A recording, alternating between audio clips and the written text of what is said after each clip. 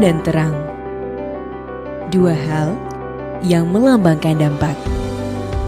Garam kecil seringkali tidak terlihat mata, namun memberi rasa. Ia melarutkan dirinya hingga tak terlihat untuk memberikan dampak bagi sekelilingnya. Terang menyinarkan cahaya.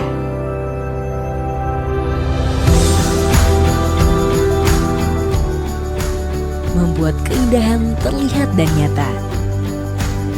Menyingkapkan kebenaran dan menuntun setiap orang di jalannya.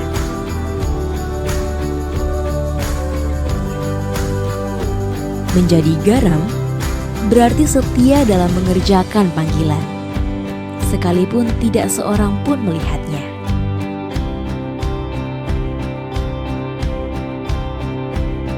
Menjadi terang berarti berani menyuarakan kebenaran, sekalipun harus menghadapi segala resiko dan tantangan. BPK Penabur Jakarta adalah lembaga pendidikan milik Gereja Kristen Indonesia Sinode Wilayah Jawa Barat yang berdiri pada tahun 1950 dan saat ini mengelola 80 sekolah dengan lebih dari 32.000 peserta didik. Kami memiliki program pendidikan yang holistik, tidak hanya fokus pada akademik, tetapi juga pengembangan creativity, critical thinking and doing, collaboration, communication, serta penerapan nilai-nilai Kristiani agar mereka tidak hanya sukses dalam hidup, tetapi juga menjadi garam dan terang bagi kemuliaan Tuhan. Perintah Tuhan untuk menjadi garam dan terang menjadi dasar kami melangkah, membangun pendidikan Kristen unggul dalam iman, ilmu, dan pelayanan. Iman dalam Kristus menjadi landasan utama. Saya bersyukur dan bangga menjadi bagian dari keluarga besar BPK Penabur Jakarta, tempat di mana saya berkarya, mengembangkan diri, serta bertumbuh dalam iman.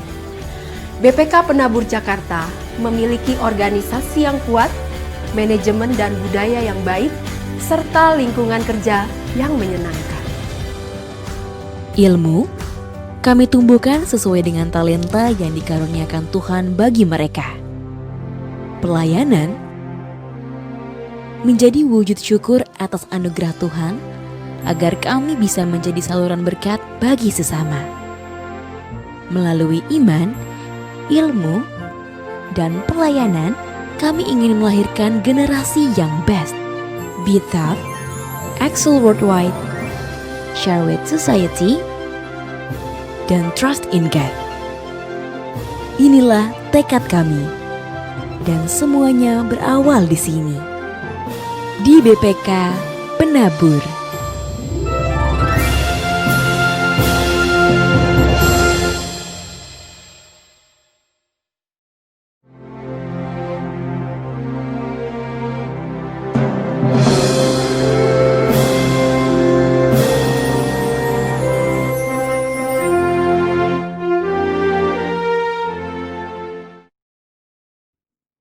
Shalom, selamat pagi, saudara-saudari, jemaat kekasih Tuhan GKI Philadelphia.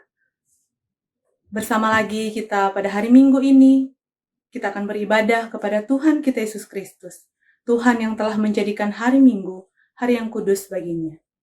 Oleh karena itu, mari kita bersaat teduh sejenak.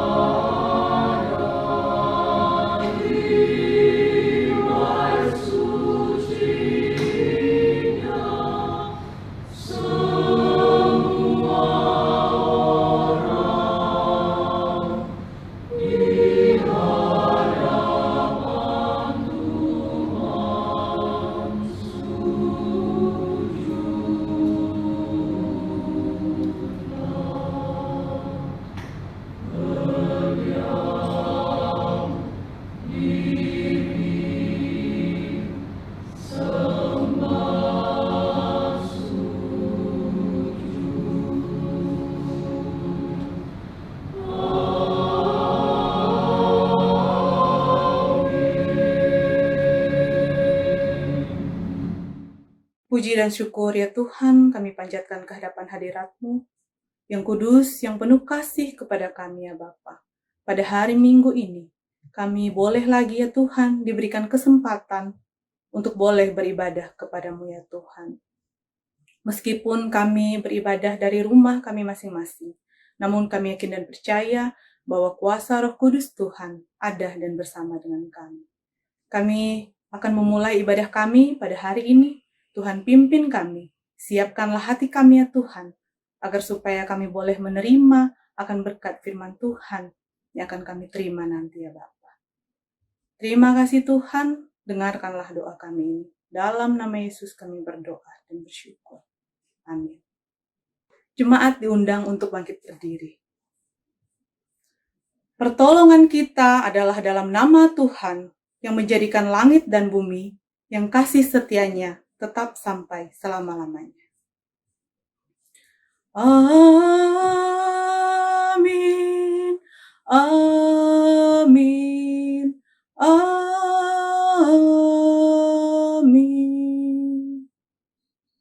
Kasih karunia dan damai sejahtera dari Allah Bapa kita dan dari Tuhan Yesus Kristus menyertai saudara sekalian. Kita akan membuka ibadah kita dengan menyanyikan lagu Kami Puji dengan Riang.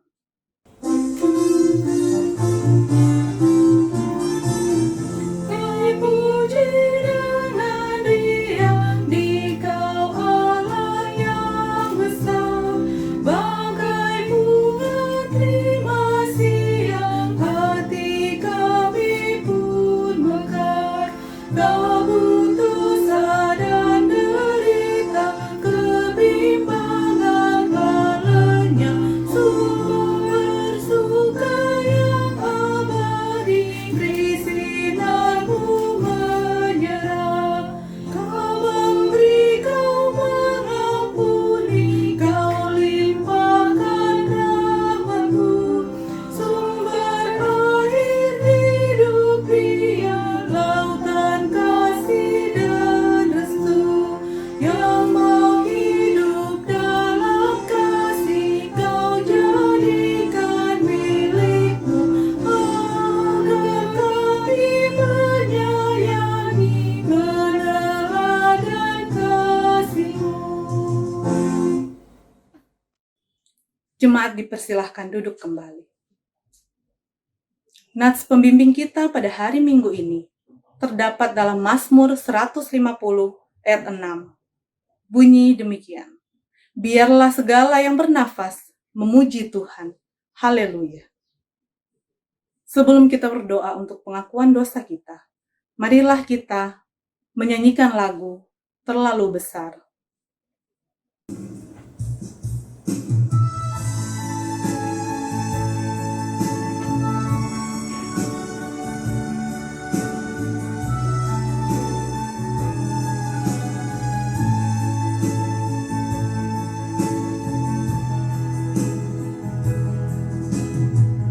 Telah kulihat bukti kasih-Mu, Kau menderita gantikanku. Dengan darah-Mu Kau selamatkanku, kini ku hidup menyenangkan-Mu. Telah kulihat bukti kasih-Mu, Kau menderita gantikanku.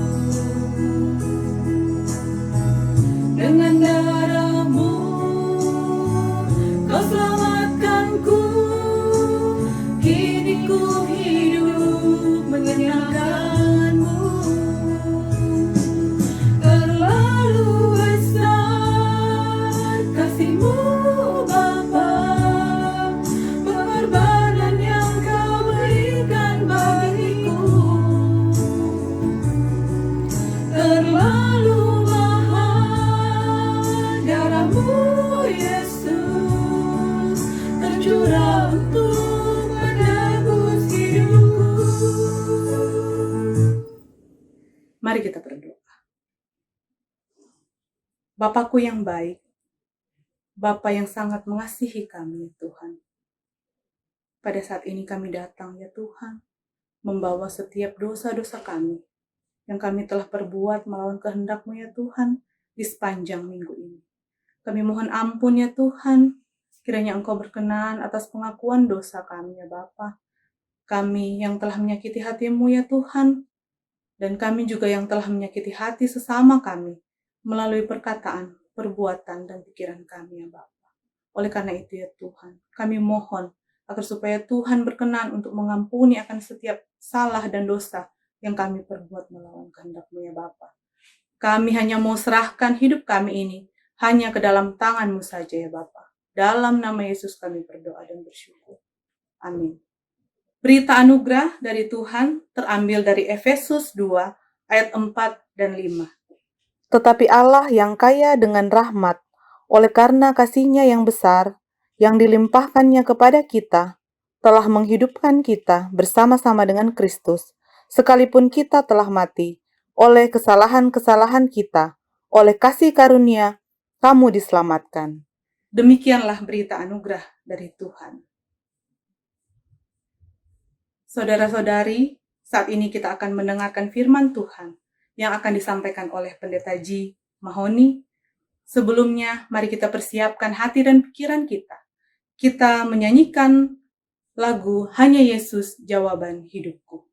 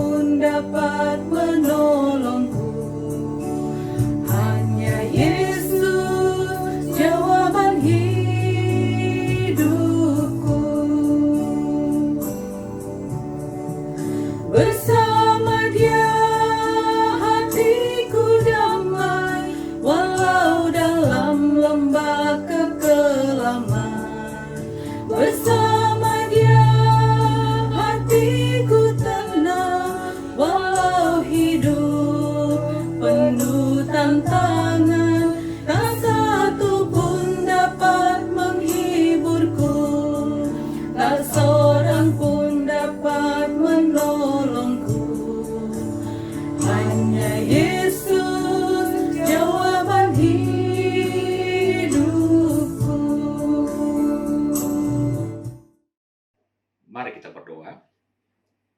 Terima kasih Bapa Surgawi atas kasih setia Tuhan bagi kami. Terima kasih untuk hari perhentian ini. Berkati ibadah kami. Dan sekarang kami akan merenungkan firman-Mu. Kirim Roh Kudus memberikan tuntunan bagi kami. Di dalam Yesus Tuhan kami memohon. Amin. Firman Tuhan pada hari ini akan kita baca dari Amsal 17 ayat 14. Demikian bunyi firman Tuhan. Memulai pertengkaran adalah seperti membuka jalan air. Jadi undurlah sebelum perbantahan mulai. Demikianlah firman Tuhan. Berbahagialah setiap orang yang membaca, merenungkan dan melakukan dalam hidupnya. Haleluya.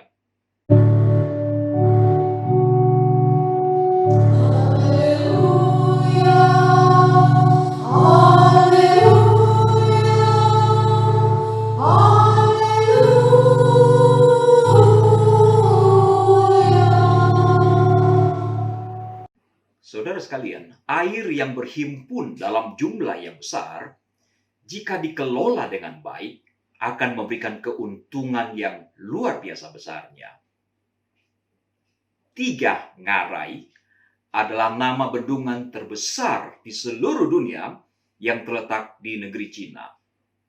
Bendungan itu dibangun dengan material sebanyak 28 juta ton beton dan 463.000 ton baja.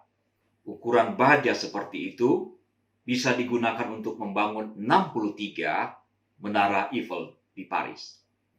Konon katanya bendungan ini dibangun untuk dapat menahan ketinggian air hingga 1000 tahun. Dan fungsi utama dari bendungan ini adalah untuk mengatur banjir tahunan di Sungai Yangtze yang merupakan sungai terpanjang ketiga di dunia. Selain itu, bendungan ini juga dimanfaatkan untuk pembangkit listrik dan penghasilan yang dicapai oleh bendungan ini tidak tanggung-tanggung. Setiap tahun pemerintah Cina mendapatkan masukan sebanyak 54 triliun rupiah.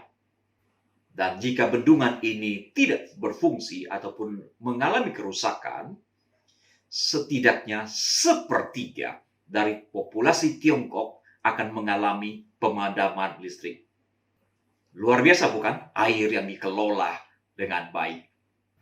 Namun demikian saudara, jika air yang berhimpun dalam jumlah yang besar, jika tidak dikelola dengan baik, maka ada bencana besar yang akan muncul. Ada banyak kematian yang akan muncul, serta kerugian material yang tidak ternilai harganya. Ini berarti bahwa segala sesuatu patut dikelola dengan baik. Inilah pentingnya mengelola segala sesuatu. Termasuk di dalam hal ini adalah mengelola konflik yang mungkin saja terjadi di dalam rumah tangga kita masing-masing. Nah, pentingnya memiliki kemampuan untuk memanage ataupun mengelola konflik dalam rumah tangga ataupun resolusi konflik rumah tangga itu diungkapkan dengan jelas oleh 2 orang, yaitu Carol Ing dan Peter Gabor. Mereka berkata seperti ini, memang konflik dalam keluarga tidak bisa dihindarkan, dan konflik di dalam dirinya sendiri tidak selalu negatif. Masalah baru muncul jika resolusi konflik tidak memadai atau tidak efektif. Meskipun banyak keluarga dapat mengelola konflik, beberapa keluarga tidak dapat menyelesaikan situasi konflik secara efektif. Dalam keluarga di mana resolusi konflik tidak efektif, perasaan negatif seperti kemarahan atau frustrasi dapat muncul dan masalah kronis dalam fungsi keluarga dapat berkembang. Jika konflik ditangani dengan baik, mereka dapat memperkuat hubungan keluarga. Jika ditangani dengan buruk, mereka dapat menciptakan perebutan kekuasaan, permusuhan, kebencian, dan ketidakharmonisan. Kalau begitu, apa yang menjadi penyebab dari konflik rumah tangga? Penyebab dari konflik rumah tangga disebabkan oleh satu penyebab dan satu pemicu. Penyebabnya adalah faktor pribadi seseorang. Di antaranya termasuk di dalam faktor ini adalah masalah kedewasaan spiritualitas, kematangan kepribadian, kemampuan berkomunikasi, dan kemampuan untuk mengelola konflik. Sedangkan faktor satu lagi adalah faktor pemicu.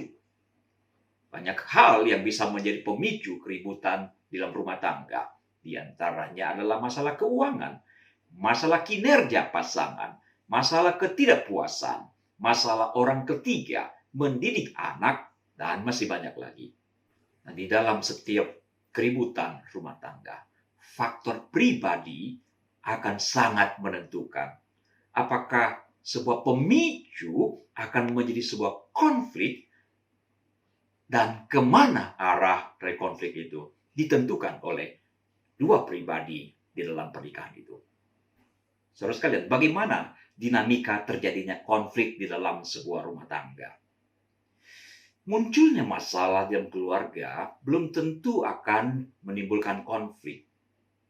Dan pasti akan menjadi konflik bila beberapa faktor ini terpenuhi.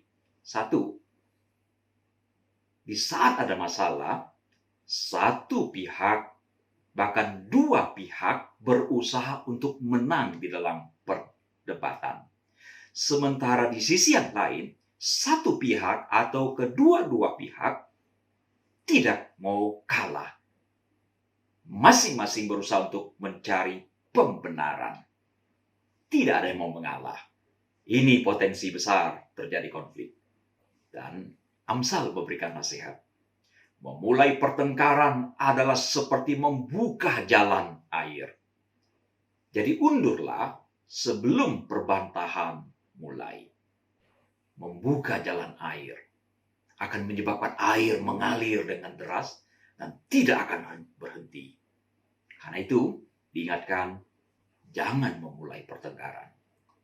Yang kedua adalah, bila salah satu pasangan mengalami emosi yang berlebihan, sementara pihak lain terprovokasi oleh emosi pasangannya sendiri.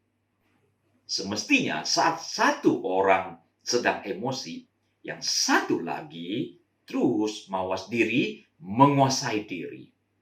Sehingga tidak terprovokasi oleh emosi pasangannya. Tetapi jika dua orang telah terprovokasi, kedua-duanya akan masuk di dalam emosi yang sulit dikendalikan. Dan jika ini terjadi, maka mereka tidak bisa berpikir dengan akal sehat lagi. Keributan akan berlanjut. Itu sebabnya Amsal 15 ayat 18 memberikan nasihat. Orang yang cepat marah menimbulkan pertengkaran. Orang yang sabar membawa perdamaian. Ketiga, sebuah masalah pasti akan berubah menjadi konflik yang serius bila di dalam perjalanan masalah itu berubah menjadi pelecehan terhadap pribadi pasangan secara verbal. Nah, contoh kata-kata serangan pribadi, misalnya, aku menyesal menikah denganmu. Kamu sangat bodoh. Aku benci kamu. Kelakuan kamu seperti bapakmu. Dengan kata-kata seperti itu, sebuah pertengkaran telah berubah menjadi pelecehan. Keempat, sebuah keributan akan menjadi lebih serius jika disertai dengan tindakan fisik, kekerasan di dalam rumah tangga.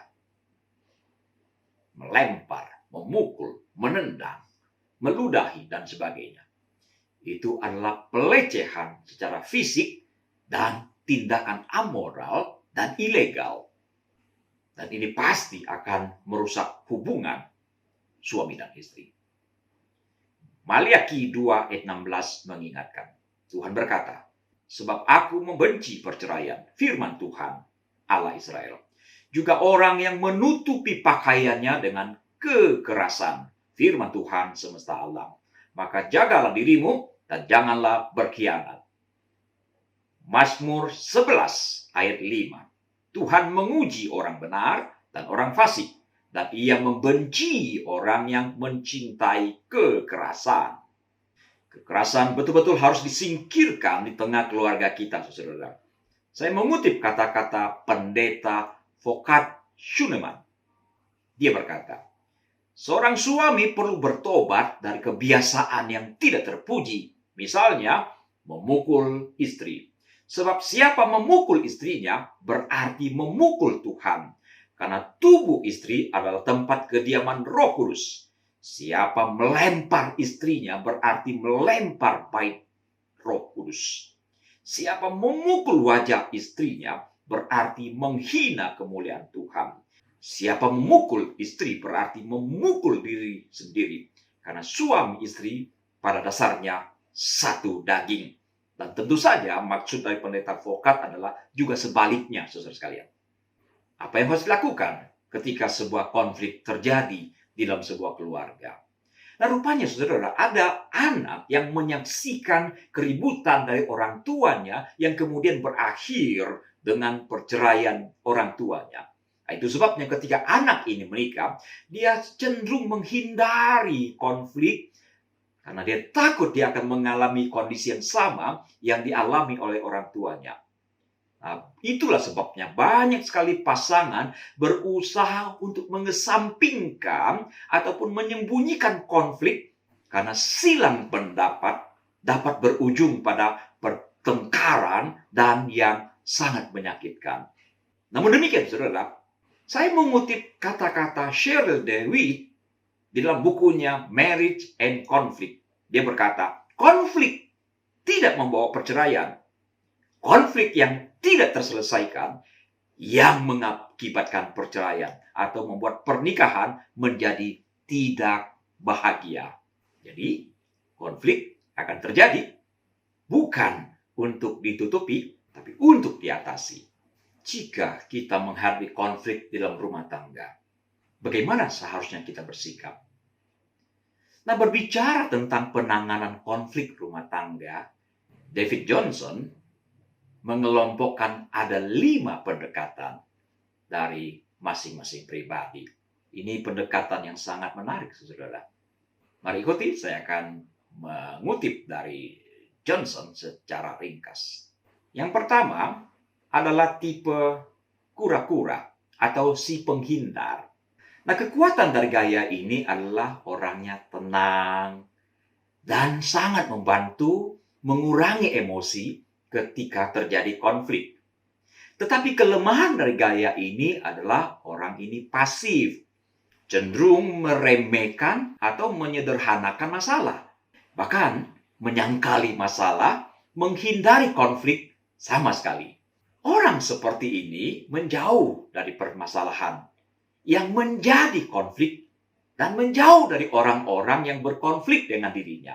Karena itu, konflik besar cenderung akan bertambah buruk karena tidak ditangani oleh orang tipikal kura-kura, si penghindar. Nah, efek yang dihasilkan dari tipe ini adalah lose-lose. Saya kalah, kamu kalah, sama-sama kalah. Tipe kedua adalah boneka beruang atau si akomodatif. Nah, orang ini memiliki pribadi yang menyenangkan di dalam banyak situasi. Ia akan mengakomodir kebutuhan orang lain dan akan menjaga perdamaian. Ia akan mempengaruhi orang lain agar berhenti berkonflik. Bagi dia, konflik itu harus dihindari karena konflik dapat merusak keharmonisan. Orang yang bertipe teddy bear sangat membutuhkan orang lain menyukai dirinya. Dan ia ingin orang-orang menerima dirinya. Karena itu ketika sedang menghadapi konflik, ia akan mengabaikan tujuannya, mengorbankan tujuannya demi keutuhan hubungan. Bahkan dia bisa menerima kesalahan untuk sesuatu yang mungkin tidak dia lakukan, sejauh dapat menjaga kondisi yang kondusif. Bagi dia, kalau tidak bisa dihindari, sebuah konflik dapat didiskusikan sejauh tidak merusak hubungan. Ia hanya ingin konflik cepat mereda. Karena takut kalau konflik akan merugikan hubungan. Nah, kelemahan dari orang tipikal ini adalah biasanya dimanfaatkan. Bahkan orang bilang menjadi keset. Dan orang-orang seperti ini mempunyai kepercayaan diri yang rendah. Dan dia menggunakan rasa suka dari orang lain untuk membangun kepercayaan dirinya sendiri. Nah, efek yang dihasilkan dari tipe ini adalah lose-win. Saya kalah, kamu menang. Gaya yang ketiga, menurut Johnson adalah hiu, ikan hiu, atau si pesaing. Kekuatan gaya ini adalah kemampuannya yang luar biasa. Dia kuat dan berani. Seekor hiu adalah pemimpin yang bisa menghadapi pengganggu, gangguan dari luar. Kelemahan dari hiu adalah agresif berusaha untuk menang dengan cara apapun, menunjukkan kekuasaan pada orang lain. Hiu tidak peduli orang suka atau tidak suka pada dirinya. Ia hanya berusaha untuk menang dengan cara menyerang, bahkan mengintimidasi lawan. Ia berpendapat bahwa konflik harus ada satu pihak yang menang dan mesti ada pihak yang kalah. Karena itu orang-orang yang memiliki manajemen konflik ala ikan hiu cenderung memaksa, tidak bijaksana, dan melukai perasaan orang lain. Ia dapat meningkatkan emosi orang lain, membuat penghalang di dalam komunikasi, serta membawa konflik secara terbuka. Nah, efek yang dihasilkan dari orang yang bertipikal seperti ini adalah win-lose. Saya menang, Anda harus kalah. Yang keempat adalah tipe rubah atau si kompromi. Kekuatan orang dengan gaya manajemen konflik ini adalah senang memperhatikan tujuannya dan juga menjaga hubungan baik dengan orang lain. Ia akan selalu mencoba bekerja sama dengan orang lain untuk memecahkan masalah akibat konflik. Nah, seringkali rubah dapat menemukan solusi yang cerdas dengan berbagai kompromi. Ia rela mengorbankan sebagian tujuannya, dan dia juga mengharapkan pihak lain juga mengorbankan tujuannya demi mencapai sebuah keseimbangan. Nah, kelemahan dari pendekatan ini adalah orang demikian cenderung membuat tipuan dan manipulasi. Dan karena itu, orang-orang mungkin akan merasa dikalahkan atau ditipu oleh si rubah yang licik. Dan meskipun sebuah hubungan dapat dipertahankan dengan baik selama konflik, kompromi yang dihasilkan seringkali kurang ideal juga. Dan efek yang dihasilkan dari gaya ini adalah win-win atau lose-lose. Sama-sama menang atau sama-sama kalah. Yang kelima adalah pendekatan si burung hantu atau si kolaborator. Kekuatan gaya ini adalah integritasnya, saudara. Burung hantu memandang konflik sebagai masalah yang harus diselesaikan. Dan burung hantu memastikan bahwa tujuan dari dua pihak itu akan tercapai. Ia akan berkolaborasi dengan pihak yang bertikai untuk mencapai solusi. Ia menghargai tujuannya, tapi juga menghargai hubungan dengan orang lain. Ia kemudian akan berdiskusi untuk mencari solusi atas konflik yang terjadi, serta mencari solusi yang memuaskan semua pihak demi hubungan yang baik. Ia juga memiliki pikiran yang terbuka dalam rangka penyelesaian konflik yang sama-sama untung. Nah, kelemahan dari pendekatan ini adalah harus ada dua pihak yang mau berkolaborasi. Kelemahan yang lain adalah pihak lawan harus mempunyai kemampuan komunikasi serta kecerdasan emosional yang baik juga. Saudara, beberapa konflik memerlukan solusi yang cepat. Dan pendekatan ini seringkali memakan waktu yang sangat lama. Itulah kelemahannya. Dan efek yang dihasilkan dari pendekatan ini adalah win-win solution. Sama-sama menang.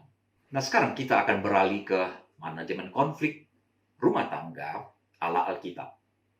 Di dalam Alkitab, kita tidak akan menemukan ada istilah manajemen konflik rumah tangga. Tetapi di dalam Alkitab kita dapat menarik sejumlah prinsip-prinsip penting yang berguna menolong kita menangani konflik di dalam rumah tangga. Sebagian ayat telah saya singgung di awal. Nah, sekarang mari kita lihat ada beberapa prinsip yang sangat-sangat krusial.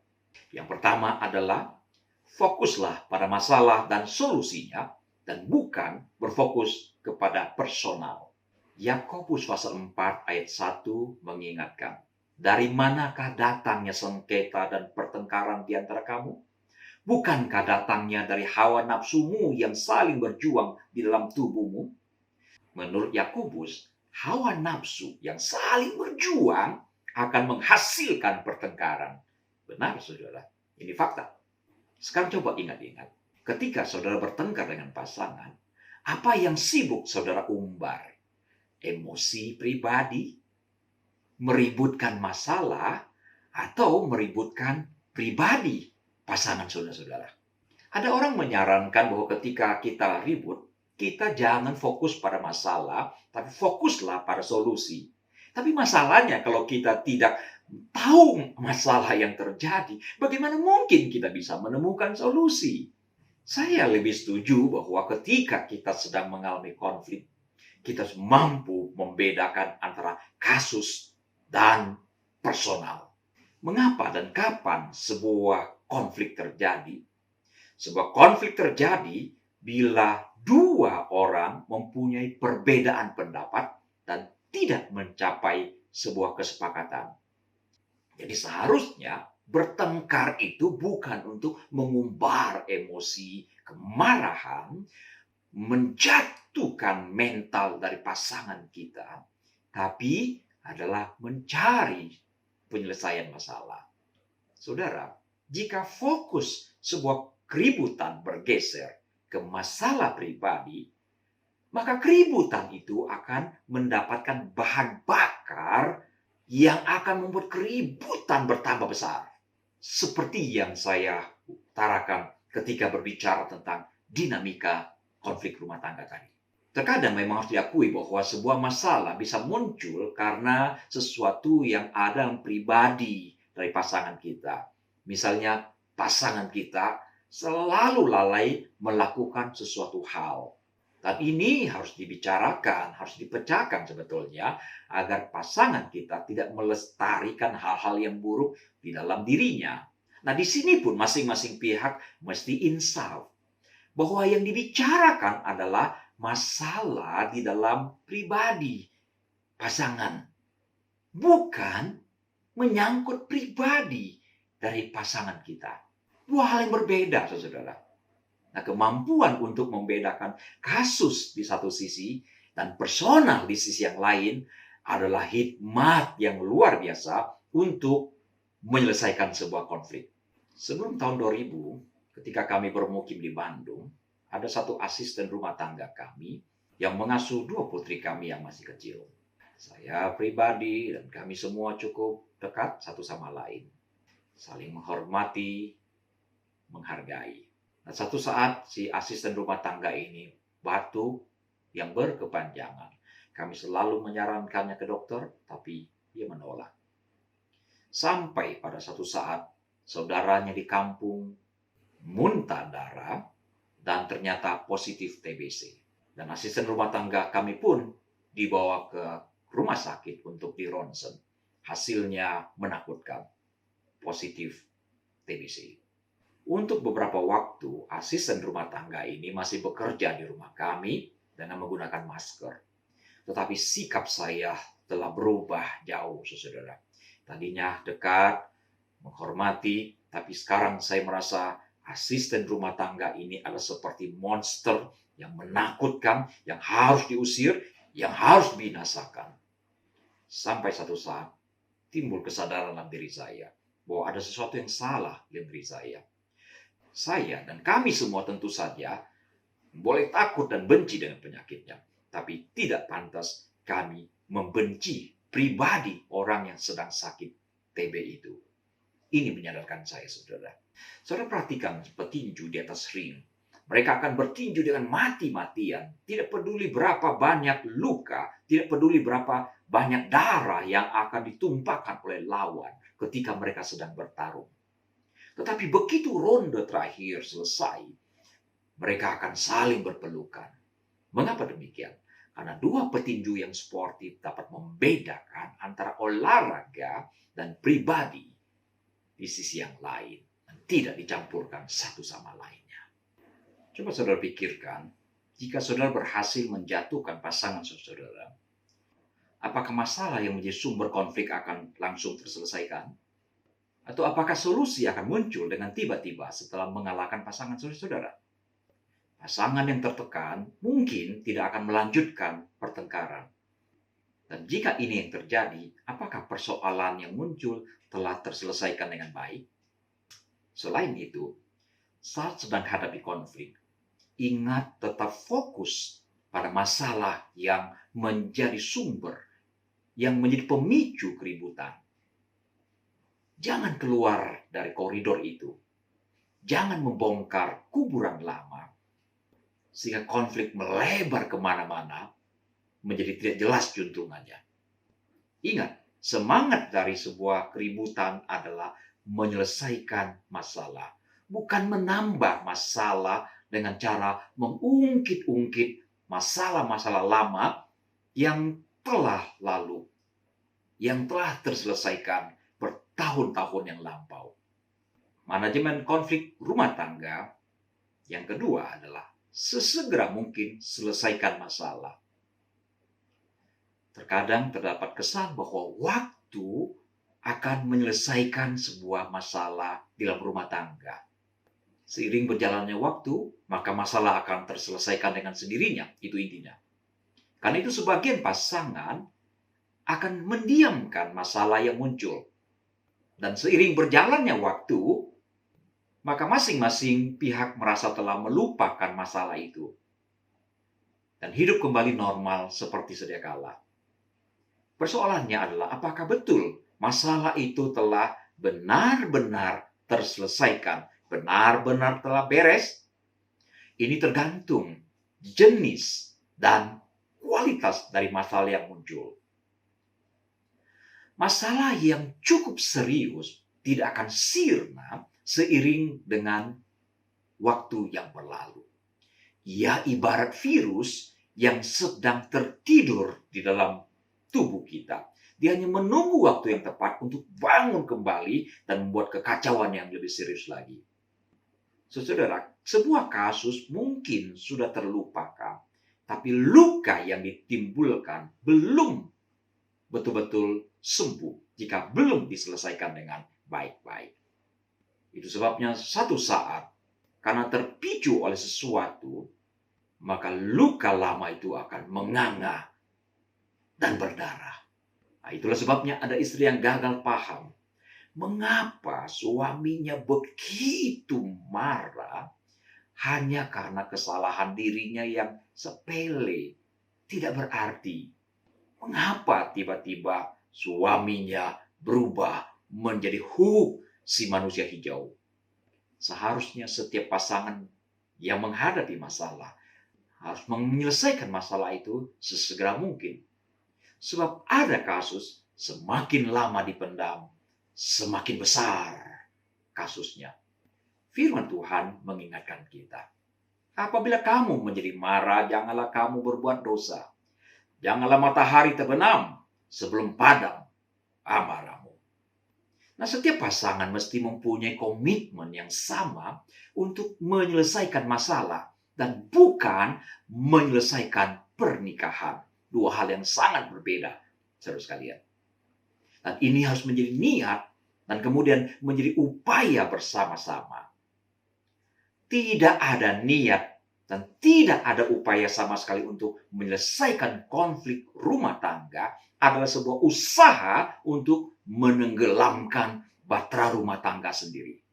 Sebab jika sebuah konflik tidak diupayakan penyelesaiannya, maka iblis akan membisikkan sebuah ide cemerlang untuk menyelesaikan perkawinan.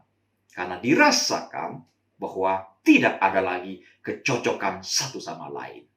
Sudah terlalu banyak contoh kasus perceraian yang terjadi dalam rumah tangga disebabkan karena konflik yang tidak dikelola dengan baik dan benar. Ingat saudara, konflik tidak pernah membawa dua pribadi sampai pada keputusan untuk menikah. Tetapi sebaliknya, banyak sekali pernikahan kandas karena konflik yang tidak terselesaikan. Ini jelas tidak adil. Karena itu setiap pasangan mesti sadar betul untuk tidak memberi kemenangan kepada konflik. Sebuah konflik rumah tangga akan berakhir dengan manis ataupun pahit sekali ditentukan oleh pilihan-pilihan bijaksana yang dibuat oleh dua pihak, suami dan istri. Dan hasil yang manis akan dicapai jika dimulai dengan niat untuk menyelesaikan masalah. Meskipun Alkitab menyarankan kita untuk dengan segera menyelesaikan masalah, itu tidak berarti bahwa harus terburu-buru menyelesaikan sehingga solusi yang dihasilkan asal-asalan dan tidak total. Ada orang berkata, ya sudahlah, saya mengalah saja supaya kamu senang dan supaya kamu menang dan supaya kita tidak memalukan nama Tuhan. Sikap demikian belum tentu telah menyelesaikan masalah ke akar-akarnya. Saudara-saudara, ketika kita sedang menghadapi konflik, terkadang sebuah upaya yang kecil sekalipun dapat meredakan sebuah kebakaran yang terjadi di dalam rumah kita. Tahukah Anda bahwa seekor semut itu dapat memikul beban hingga 50 kali dari bobot tubuhnya? Ini berarti bahwa terkadang ada kekuatan yang luar biasa di dalam hal-hal yang sangat kecil. Saudara-saudara, misalnya sebuah pengakuan yang tulus yang berkata, maaf, saya salah, adalah seperti sebuah mantra yang akan mengusir hantu emosi yang menguasai pasangan kita. Chris Found mengatakan bahwa permintaan maaf yang baik memiliki 3 bagian. Yang pertama adalah maaf. Yang kedua adalah, oh saya salah. Dan yang ketiga adalah, apa yang harus saya lakukan untuk memperbaikinya. Kata Chris, faktor ketiga ini, bagian ketiga ini yang seringkali terlewatkan, terlupakan, terabaikan. Pentingnya memohon maaf itu telah diuraikan dengan sangat baik oleh Elizabeth Scott. Saya mengutip beberapa pernyataannya. Permintaan maaf membangunkan kembali martabat orang yang Anda sakiti. Memberitahu pihak yang dirugikan bahwa Anda tahu itu salah Anda, bukan kesalahan mereka.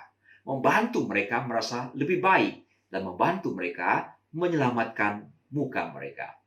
Meminta maaf membantu memperbaiki hubungan dengan membuat orang berbicara lagi dan membuat mereka merasa nyaman satu sama lain. Permintaan maaf yang tulus memungkinkan Anda memberitahu orang lain bahwa Anda tidak bangga dengan apa yang Anda lakukan dan tidak akan mengulangi perilaku tersebut. Saudara sekalian, keberanian untuk mengakui kesalahan dan kebesaran hati untuk memaafkan akan menyelesaikan sebuah konflik di dalam rumah tangga. Karena itu, saat suami istri bertengkar, cepat-cepat akui kesalahan dan memohon maaf. Sedangkan pihak yang merasa di atas angin, cepat-cepat turun dari langit. Manajemen konflik rumah tangga yang ditawarkan oleh Alkitab yang ketiga adalah carilah solusi yang baik. Saudara-saudara sadar bukan bahwa di setiap zaman iblis akan selalu berusaha untuk menghancurkan keluarga. Berdamai dan hidup rukun setelah sebuah konflik rumah tangga adalah kemenangan suami dan istri terhadap si iblis, si jahat. Paulus berkata, sebab barang siapa yang kamu ampuni kesalahannya, aku mengampuninya juga. Sebab jika aku mengampuni, seandainya ada yang harus kuampuni, maka hal itu kubuat oleh karena kamu di hadapan Kristus, supaya iblis jangan beroleh keuntungan atas kita. Sebab kita tahu apa maksudnya. Paulus tegaskan supaya iblis jangan mendapatkan keuntungan atas diri kita, atas keluarga kita juga, saudara-saudara sekalian. Setiap pasangan yang sedang bertikai tidak boleh memberikan keuntungan sedikit pun kepada iblis. Dan sebuah konflik akan memberikan keuntungan kepada iblis. Dan jika melalui konflik itu, sebuah keluarga mengalami kerusakan, baik kerusakan yang kecil, dan apalagi kerusakan yang besar yang berakhir dengan perceraian. Sebab dari keluarga yang sakit akan melahirkan anak-anak yang sakit. Pengalaman di lingkungan telah menunjukkan bahwa anak-anak muda menjadi bermasalah ketika rumah tangga orang tuanya bermasalah. Ingat, mencari solusi yang terbaik sangat penting. Dan orang yang mempunyai gaya ikan hiu di dalam manajemen konflik akan mencari kemenangan dengan cara mengalahkan pasangan. Persoalannya, saudara, jika Anda menang debat di pengadilan, mungkin Anda akan memenangkan perkara ataupun dibebaskan dari dakwaan. Tapi jika Anda menang dalam konflik rumah tangga, Anda sudah kalah.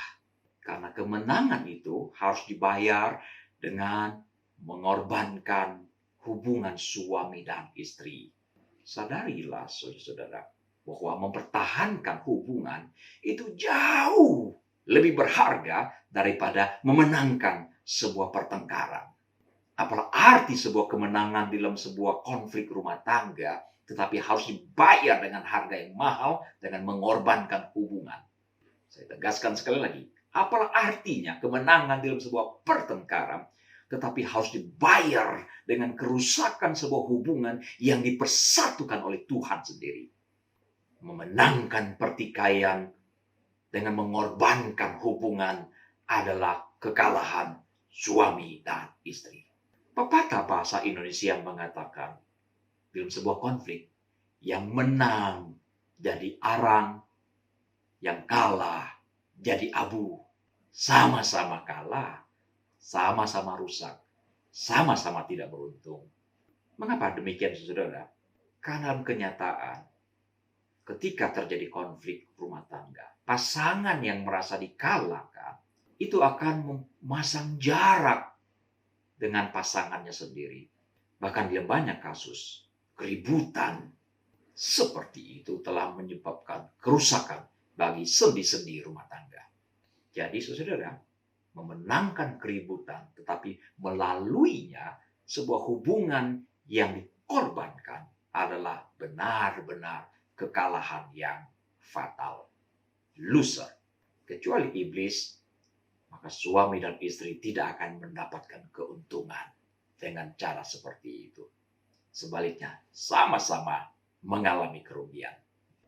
Terus kalian, pada tanggal 11 Januari tahun 2018, terjadi sebuah peristiwa yang sangat mengerikan di Inggris. Sepasang suami istri bernama Michael Barnard berumur 25 tahun dan istrinya Shannon Barnard berumur 21 tahun. Nah, satu saat Shannon mendapatkan suaminya berselingkuh. Dia mengundang seorang perempuan masuk dalam rumahnya dan Michael memberikan obat tidur kepada istrinya. Dan terjadilah perzinahan di rumah itu. Tapi rupanya perselingkuhan itu terbongkar. Mereka ribut. 2 minggu kemudian, saat Shannon sedang tidur di sofa, tiba-tiba Michael Barnard mengambil sebuah pisau dan menikam istrinya sebanyak 46 tikaman. Sangat mengerikan, saudara sekalian. 14 tikaman di dada Shannon, 10 di perut, dan menimbulkan luka yang banyak di sekujur tubuh. Walaupun ditikam dengan begitu rupa, Shannon dapat bertahan dan dia dirawat di rumah sakit selama 17 hari. Kemudian Michael ditangkap dan diadili. Pengadilan memutuskan vonis 20 tahun atas perilaku Michael. Hal yang mencengangkan dari keputusan Shannon adalah ia memaafkan suaminya dan berjanji akan terus meneruskan pernikahannya. Dia mengunjungi suaminya seminggu 2 kali di penjara. Karena ternyata suaminya mempunyai kelainan kejiwaan dan sedang menghadapi terapi. Terapis mengatakan bahwa ada kemungkinan Michael bisa disembuhkan. Saudara sekalian, ini sebuah kisah yang langka. Bagaimana seorang wanita yang bisa memaafkan suaminya, mencari solusi atas masalah yang mereka hadapi, dan terus melanjutkan pernikahan. Tidak banyak yang mengambil langkah seperti ini. Itu sebabnya kisah ini menjadi berita dunia. tahun 2018. Semoga Tuhan menolong kita saudara di dalam rumah tangga kita. Konflik akan datang dengan sendirinya, tidak usah dicari. Tapi bagaimana kita menyikapinya, itu akan membuat keluarga kita kokoh atau hancur berantakan. Tuhan menolong saudara sekalian. Mari berdoa. Terima kasih Bapa untuk firman Tuhan yang mengingatkan kami bagaimana baiknya kami bersikap ketika kami karena kebodohan kami timbul perselisihan antara suami dan istri. Buat kami bijaksana menyikapi setiap persoalan yang muncul, sehingga melalui persoalan muncul kami semakin hari semakin naik kelas, dan bukan sebaliknya membuat keluarga kami hancur berkeping-keping. Tolong kami Bapa berlaku bijaksana, membuat keluarga yang semakin indah di mata-Mu. Dalam Yesus Tuhan kami naikkan doa kami. Amin. Jemaat diundang untuk bangkit berdiri. Marilah kita bersama-sama dengan umat dari segala abad, masa lalu, masa kini, dan masa yang akan datang, mengaku iman percaya kita melalui pengakuan iman rasuli. Aku percaya kepada Allah, Bapa yang Maha Kuasa, Khalik langit dan bumi, dan kepada Yesus Kristus, Anak yang tunggal Tuhan kita, yang dikandung daripada Roh Kudus, lahir dari anak darah Maria, yang menderita sengsara di bawah pemerintahan Pontius Pilatus, disalibkan, mati dan dikuburkan, turun dalam kerajaan maut. Pada hari yang ketiga, bangkit pula dari antara orang mati, naik ke surga, duduk di sebelah kanan Allah, Bapa yang Maha Kuasa. Dan dari sana ia akan datang untuk menghakimi orang yang hidup dan yang mati. Aku percaya kepada Roh Kudus, gereja yang kudus dan am, persekutuan orang kudus, pengampunan dosa, kebangkitan orang mati, dan hidup yang kekal. Jemaat dipersilakan duduk kembali. Pada saat ini kita akan memberikan persembahan. Saudara-saudara dapat mentransfer persembahan ke rekening yang tertera di layar, atau jemaat juga dapat membawa persembahan ke gereja dan diserahkan ke tata usaha setiap hari Selasa sampai dengan Minggu, jam 9 sampai dengan jam 4 sore. Atau saudara-saudara juga bisa memasukkan ke dalam amplop, menuliskan hari dan tanggal, dan ketika kita akan beribadah nanti, saudara-saudara bisa membawanya ketika kita beribadah di gereja nanti. Saya akan membacakan nats persembahan yang terambil dari Amsal 3 ayat 9 dan 10. Muliakanlah Tuhan dengan hartamu dan dengan hasil pertama dari segala penghasilanmu, maka lumbung-lumbungmu akan diisi penuh sampai melimpah-limpah, dan bejana pemerahanmu akan meluap dengan air buah anggurnya. Mari kita berdoa. Segala hormat, puji, dan syukur ya Tuhan, kami naikkan ke hadapan hadirat-Mu. Karena pada saat ini ya Tuhan, Engkau memberikan kami kesempatan lagi ya Tuhan, untuk kami boleh memberikan persembahan. Sebagian ya Tuhan yang ada pada kami mau membawanya ke hadapan hadirat-Mu ya Bapa. Terimalah ya Tuhan persembahan kami. Besar kecilnya ya Tuhan, kiranya Engkau berkenan. Tuhan yang berkenan akan persembahan kami, agar supaya persembahan itu boleh berguna bagi gereja kami ya Bapa. Terima kasih Tuhan, dalam nama Yesus kami berdoa dan bersyukur. Amin. Kita akan menyanyikan pujian persembahan yang terambil dari Kidung Jemaat nomor 337.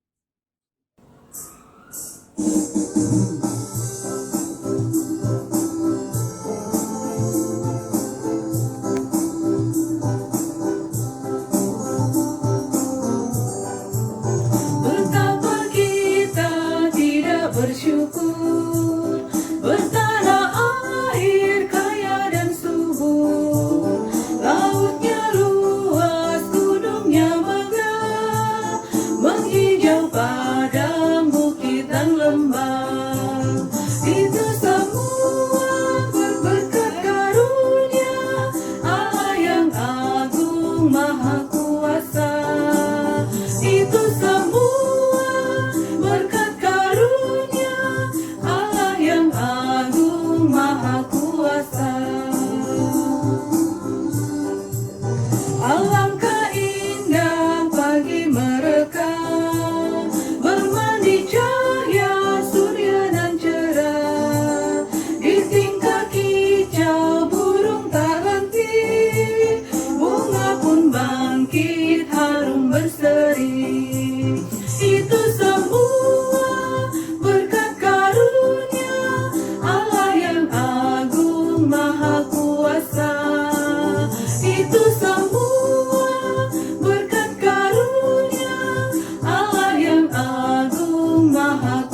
kuasa. Jemaat diundang untuk bangkit berdiri. Doa berkat dan doa syafaat akan disampaikan oleh Pendeta Ji Mahon. Marilah kita naikkan doa syafaat kita. Bapa Surgawi, kami berdoa untuk sejumlah persoalan yang sedang mendera dunia ini. Bapa kami berdoa untuk berbagai negara yang sedang mengalami konflik. Tuhan berbelas kasihanlah kepada Cina yang sedang konflik dengan Taiwan, Cina yang konflik dengan India, yang mengalami konflik perdagangan ekonomi dengan Amerika maupun dengan Australia dan negara lainnya. Bapa Surgawi, kami bersyukur untuk percobaan vaksin virus corona yang telah menghasilkan hal yang positif. Kami berdoa kiranya proyek vaksinasi akan berjalan dengan sukses sehingga penduduk dunia akan terbebas dari virus corona ini. Bapa Surgawi, kami berdoa kiranya kondisi yang sulit seperti ini akan segera berlalu ya Tuhan. Bapa, kami berdoa untuk jemaat-jemaat yang sedang mengalami pergumulan. Turunlah belas kasihan-Mu ya Bapa, yang membutuhkan pertolongan Tuhan, tolong pada waktu yang tepat. Yang membutuhkan segala sesuatu untuk kelangsungan hidup mereka, Tuhan berkati. Berikanlah anugerah-Mu, berikanlah belas kasihan-Mu ya Bapa. Bersyukur untuk orang-orang yang telah sembuh dari sakit penyakit yang mereka alami. Kami berdoa kiranya orang-orang yang masih sakit di rumah sakit dijamah, ditolong oleh Tuhan. Orang yang jauh dari hadapan Tuhan boleh berbalik kepada Tuhan melalui sakit penyakit yang mereka alami. Terima kasih Bapa. Kami serahkan jemaat-Mu GKI Philadelphia, dimanapun berada, biarlah Tuhan kuat kuasa-Mu menyertai, melindungi satu persatu. Berikanlah damai dan sentosa-Mu menaungi setiap anggota keluarga. Terima kasih Bapa. Saudara, mari kita naikkan doa Bapa kami. Bapa kami di sorga, dikuduskanlah nama-Mu, datanglah kerajaan-Mu, jadilah kehendak-Mu di bumi seperti di sorga. Berikanlah kami pada hari ini makanan kami yang secukupnya, dan ampunilah kami akan kesalahan kami, seperti kami juga telah mengampuni orang yang bersalah kepada kami. Dan janganlah membawa kami ke dalam pencobaan, tapi lepaskanlah kami daripada yang jahat, karena Engkaulah yang mempunyai kerajaan dan kuasa dan kemuliaan sampai selama-lamanya. Amin. Sekarang arahkanlah hatimu kepada Tuhan. Jadilah saksi Kristus. Terpujilah Tuhan. Terimalah berkat Tuhan. Tuhan memberkati engkau dan melindungi engkau. Tuhan menyinari engkau dengan wajah-Nya dan memberi engkau kasih karunia. Tuhan menghadapkan wajah-Nya kepadamu dan memberi engkau damai sejahtera sekarang sampai selama-lamanya. Haleluya.